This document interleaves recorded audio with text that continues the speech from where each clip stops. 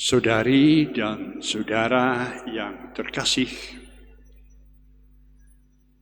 bersama istrinya, saya berdiri di pinggir peti jenazah suaminya.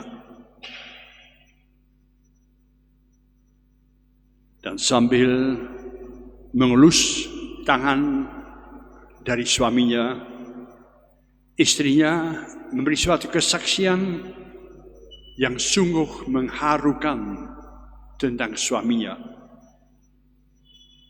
Dia cerita kurang lebih begini. Saya dulu seorang gadis, seorang wanita yang rada nakal, suka seenaknya sendiri, suka malas, seringkali muncul malam hari di karaoke. Sepertinya hidup saya terancam punah, nggak karuan. Sampai dia muncul.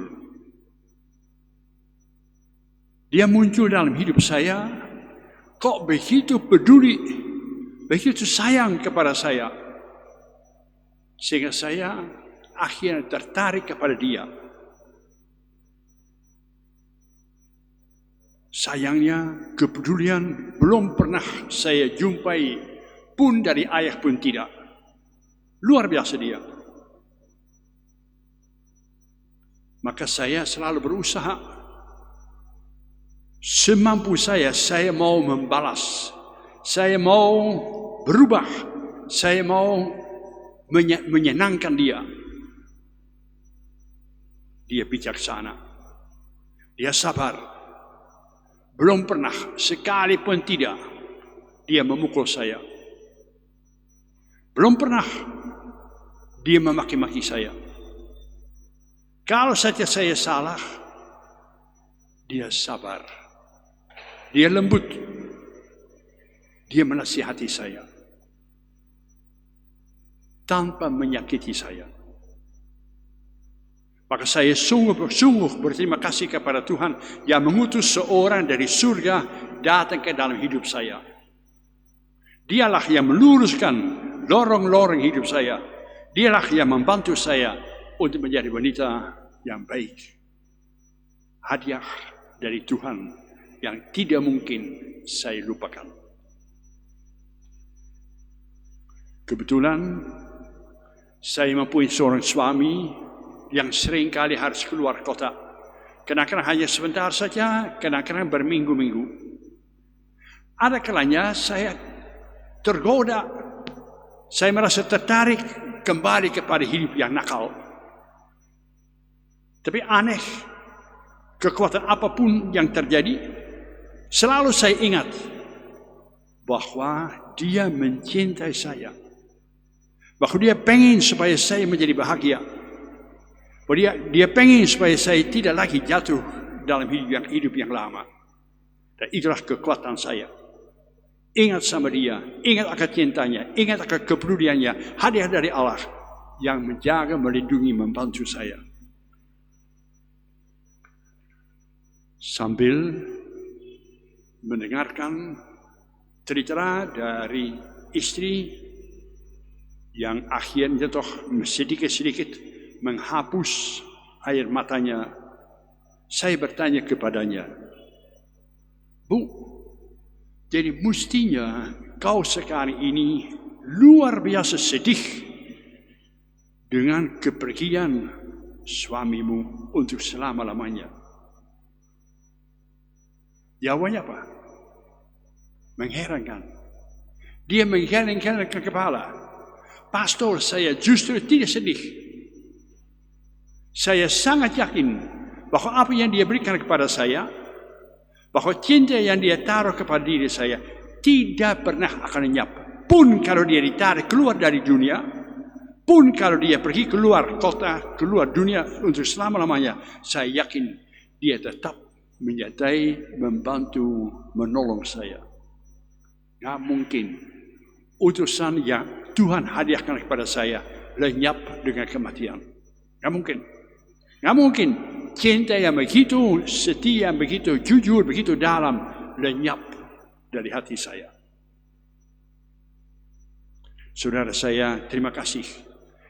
Seringkali saya hanya mendengar cerita yang tidak menarik, tapi kadang-kadang saya mendapat kesaksian yang sungguh-sungguh mengharukan bagi saya. Begitulah kemurahan, kebaikan Allah kepada manusia, mengutus seseorang untuk mengubah hidup manusia sedalam sampai akar-akarnya.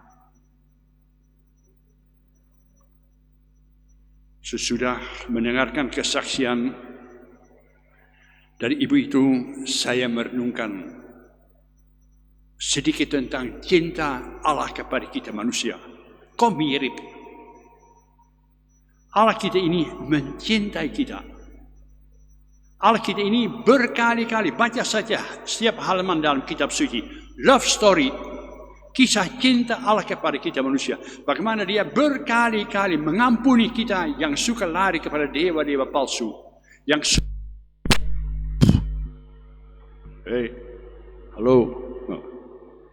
yang suka memikirkan hanya dirinya sendiri saja, yang sebenarnya sangat mengecewakan Allah.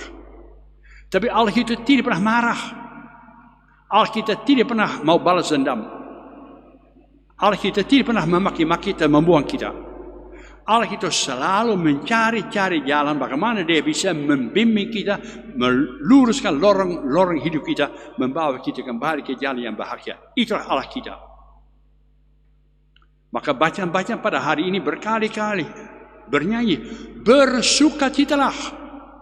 Mumpung mempunyai Allah yang begitu besar, mumpung mempunyai Allah yang begitu bagus, yang selalu peduli pada kita, pengen supaya kita bahagia.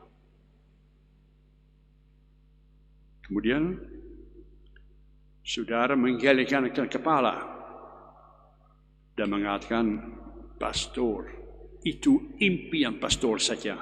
Nyatanya tidak. Sekarang kita mengalami macam-macam kesulitan, hukuman dari Allah. Maunya virus corona, maunya meletus gunung Merapi, maunya banjir, maunya tanah longsor, banyak sengsara. Hukuman Allah hidup manusia. Kata saya tidak. Tidak benar.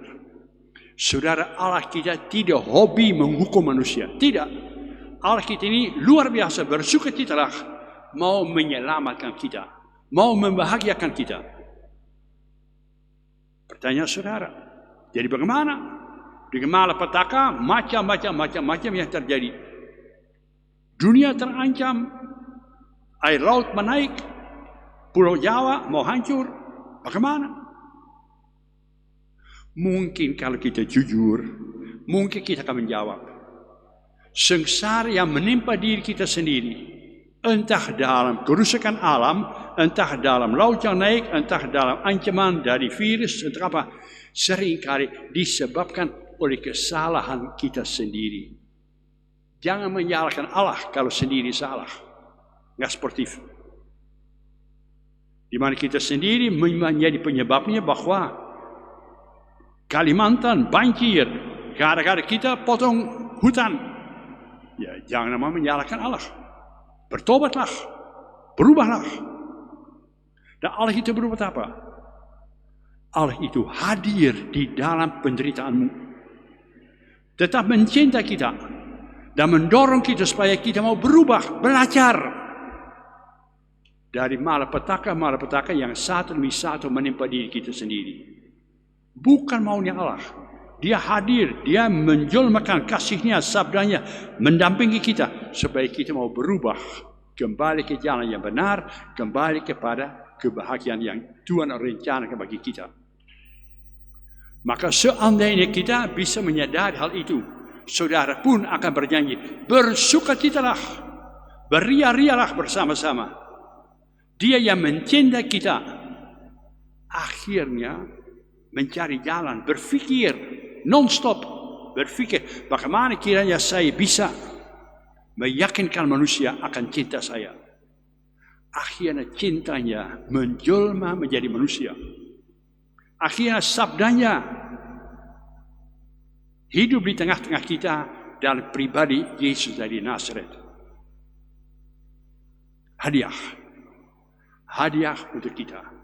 Bukan hanya 2000 tahun yang lalu, besok lusa kita merayakan lagi.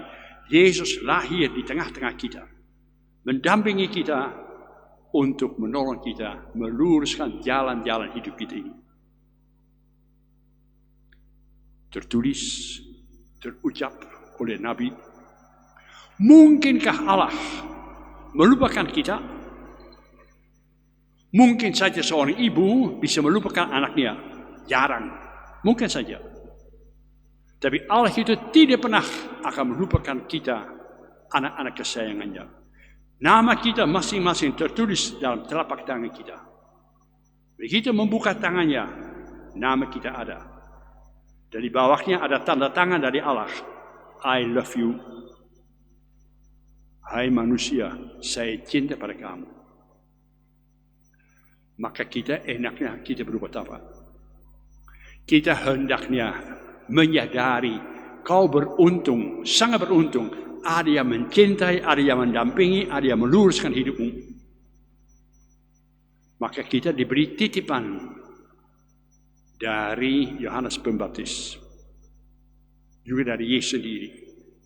Kata-kata singkat saja, bertobatlah. Biarlah dirimu disentuh oleh kasih Allah, supaya kau pun bisa meraih kebahagiaan yang Tuhan tawarkan kepada kita. Dalam pekan ini, mulai nanti hari Rabu, Kamis, Jumat, sejumlah imam gereja akan menawarkan sakramen pertobatan kepada kita. Berubah. Tolong di hari-hari ini kita menyadari betapa sering jalan kita tidak lurus. Betapa sering kita hanya memikirkan senang-senang enak sendiri saja. Hidup kita terancam punah, rusak. Ditawarkan pengampunan.